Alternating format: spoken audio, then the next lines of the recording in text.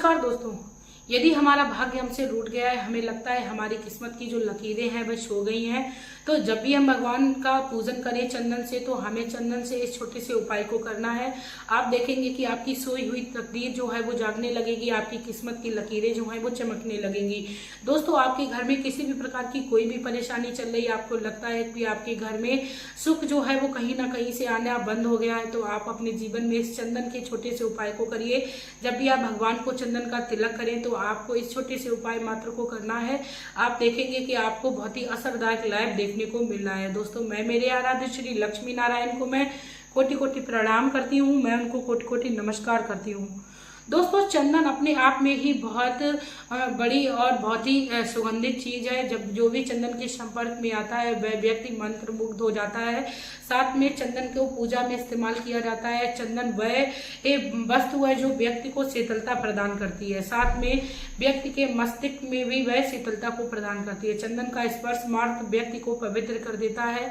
चंदन कोई आम चीज नहीं है। चंदन का प्रयोग बड़े बड़े पूजाओं में किया जाता है, भगवान को प्रसन्न करने के लिए किया जाता है। दोस्तों, वीडियो में आ चुके हो और आप भी यदि चंदन का प्रयोग भगवान की पूजा में करते हो और आप चाहते हो उसका प्रयोग मात्र आपके जीवन में खुशियों को प्रदान करे, तो प्लीज आप लोग मेरे चैनल को सब्सक्राइब कर लीजिएगा, वीडियो को लाइक कर दीजिएगा, कमेंट बॉक्स में श्री लक्ष्मी नारायण का प्यारा सा कमेंट कर दीजिएगा, साथ में बेल आइकन को भी प्रेस कर लीजिएगा, जिससे मेरी वीडियोस की जितनी भी नोटिफिकेशन है वह आप लोगों तक पहुंचती रहे।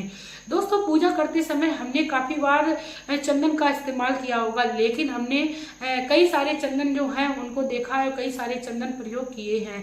एक चंदन पीला चंदन होता है, लाल चंदन होता है, कई सारे चंदन होते हैं, लेकिन दोस्तों जो घिसने वाला चंदन होता है वह हमारे घर में चल रही परेशानियों को दूर कराएगा, साथ में हमारी सोई हुई जो लकीरें हैं उनको वो जगा देगा। हमारी किस्मत की लकीरें जो है वो हमेशा ही भाग्य में परिवर्तित हो जाएंगी।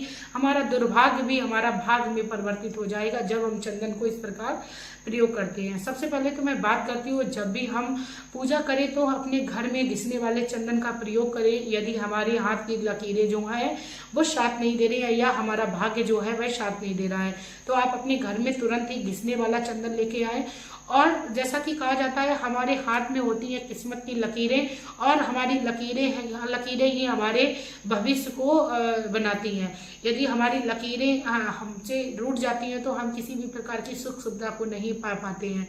तो आपको क्या करना है, कोई सा भी चंदन घिसने वाला ले आइए आप, और उसको अपने शुक्र पर्वत पे आपको घिसना है। दोस्तों, जो चंदन है उसको आपको अपने हाथ के अंगूठे के नीचे का जो भाग होता है वो शुक्र पर्वत होता है। जिस भी व्यक्ति का ये थोड़ा उभरा हुआ होता है वह बहुत ही शुभ माना जाता है। वह व्यक्ति अपने जीवन में लग्जरी लाइफ को पाता है और किसी प्रकार की कोई परेशानियों का सामना नहीं करता है। जिस भी व्यक्ति का शुक्र मजबूत होता है, यानी शुक्र पर्वत जो है वो उभरा हुआ होता है, वह व्यक्ति अपने जीवन में लग्जरी लाइफ को पाता है। उसके घर में धन धान संपत्ति के साथ साथ गाड़ियों की भी लाइन लगी रहती है। यदि किसी व्यक्ति का बिल्कुल फ्लैट है, हथेली जो है वो बिल्कुल फ्लैट है, तो उसको कैसा क्या करना चाहिए, क्योंकि कहा जाता है कर्मों से हम अपने भाग्य को बदल सकते हैं। तो आप चाहते हो कि अपने कर्म मात्र से आप अपने जीवन की लकीरें जो हैं उनको भाग्य में परिवर्तित कर दे, तो आप अपने घर में घिसने वाला चंदन लाइए, अपने शुक्र पर्वत पे आप घिसना प्रारंभ करिए और उसी चंदन से आप भगवान को तिलक करना प्रतिदिन प्रारंभ करिए। दोस्तों, ये कोई बड़ा उपाय नहीं है। आप देखेंगे कि आपका शुक्र पर्वत जो है वो मजबूत होने लगा है, आपके जीवन में सारी सुख सुविधाएं जो हैं वो धीरे धीरे आने लगेंगी। दोस्तों, कई लोग चंदन को गलत तरीके से घिसते हैं, बीच में घिसते हैं, यहाँ पे घिसते हैं, यहाँ पे। हमेशा ही चंदन जब भी घिसे तो इस शुक्र पर्वत पे हमें घिसना चाहिए और भगवान को तिलक करना चाहिए। इससे हमें दो प्रकार के लाभ मिलेंगे। एक तो जब हम भगवान को चंदन लगाते हैं, तिलक करते हैं, तो हमारी उंगली यहाँ से जाके अनामिका उंगली से ही हमेशा भगवान को चंदन करना चाहिए। अनामिका उंगली उसको कहते हैं जो छुगनी के पास वाली अंगूठी वो उंगली होती है, उसको अनामिका उंगली बोलते हैं। यानी मध्यमा और छुगनी, जिसको कनिष्ठिका बोलते हैं, उसके बीच की जो उंगली होती है उसको वो अनामिका उंगली बोलते हैं। तो अनामिका उंगली से हमें भगवान को तिलक करना चाहिए। फिर दोबारा से हम जब दूसरे भगवान को करते हैं तो यानी हमारी उंगली में भगवान का स्पर्श हो गया, उसके बाद दोबारा से हमने भगवान किसी और को लगाया। सब भगवान का पूजन करने के बाद जो हम चंदन बच जाता है उसको हमें अपने कंठ पे लगाना चाहिए, अपनी कलाई पर लगाना चाहिए। और आप यदि पीले चंदन का इस्तेमाल कर रहे हो तो आप अपने मस्तक पे भी लगा सकते हो। चंदन आपको बहुत ही ज्यादा शीतलता प्रदान करेगा, आपको भाग्य को चमकाएगा।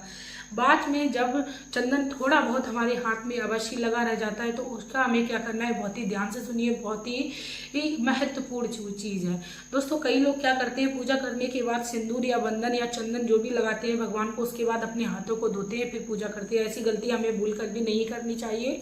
हमें उस चंदन को अपने हाथों पे इस तरीके से अच्छे से, बहुत अच्छे से मलना चाहिए जब तक हमारे हाथ गर्म ना हो जाए, क्योंकि हम अपने हाथ से एनर्जी को फ्लो करते हैं। ये हमारे हाथ जो होते हैं, क्योंकि काफी बार हमने देखा है जब हम यज्ञ में बैठते हैं तो यज्ञ होने के उपरांत वहां पर जो पंडित जी बैठे होते हैं वह हमारे हाथ में जल और थोड़ा सा जो घृत होता है, घी होता है, उसको देते हैं, जो कि हवन में इस्तेमाल किया गया तो उसको देते हैं और उसको हाथ में लगाने के लिए देते हैं, बाद में उस हवन में सेकने के लिए देते हैं और इतना रगड़ने के लिए कहते हैं जब तक हाथों में गर्माहट ना आ जाए, उसके बाद अपने शरीर पर लगाने को बोलते हैं दोस्तों। ठीक उसी प्रकार हमें चंदन को भी अपने हाथों में खूब अच्छे से घिस लेना है, यानी इस तरीके से गर्म कर लेना है और चंदन भी हमारे हाथों में बिल्कुल लगा नहीं रहेगा जब हम इस तरीके की क्रिया करेंगे, और अपने पूरे शरीर में स्पर्श करना है इस तरीके से।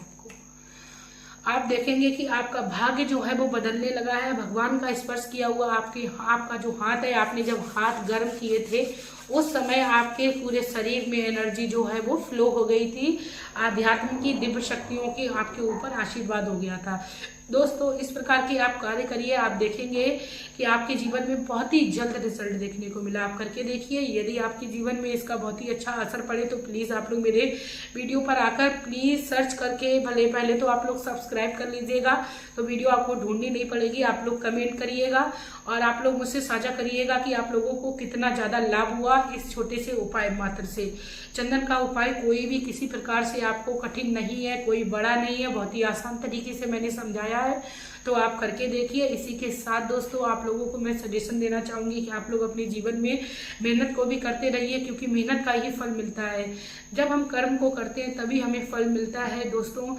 कई लोग कहते हैं कि हमें फल नहीं मिला, घर बैठे बैठे हमें किसी भी प्रकार की धन संपत्ति की प्राप्ति नहीं होने वाली है जब तक हम खुद से मेहनत नहीं करते हैं। मेरा किसी भी वीडियो में उपाय में बताने का ये मतलब नहीं होता है कि आप सिर्फ और सिर्फ उपाय को करें, कर्म को ना करें, मेहनत को ना करें तो आपको किसी भी प्रकार से धन लाभ या किसी भी प्रकार की कोई कामना आपकी पूर्ण नहीं होने वाली है। कर्म करने के बाद भी यदि आपके जीवन में सुख सुविधा नहीं आ पा रही है तब ऐसे में आप भगवान से संबंधित इन छोटे छोटे उपायों को करेंगे और आप अपने जीवन में बहुत ही अच्छा लाभ देखेंगे। इसी के साथ दोस्तों दिनों पर दया करते रहिए और जो भी जरूरतमंद है उनकी जरूरत के अनुसार आप उनको दान करते रहिए, उनको भूखे को भोजन कराइए और यदि संभव हो जाए तो किसी गरीब को आप एक समय का भोजन पक्का ना बना के दे सकते हो तो आप कच्चा भी उनको दान में दे सकते हो। कच्चा चाहे तो दाल चावल की कुछ सामग्री, थोड़ी सी सामग्री आप उनको दान में दे सकते हो और जिससे कि उनका जो जीवन है वो निर्वाह हो सके। और इसी के साथ दोस्तों अब मैं वीडियो में लेना चाहूंगी विदा। आपका प्यार और कीमती समय देने के लिए धन्यवाद।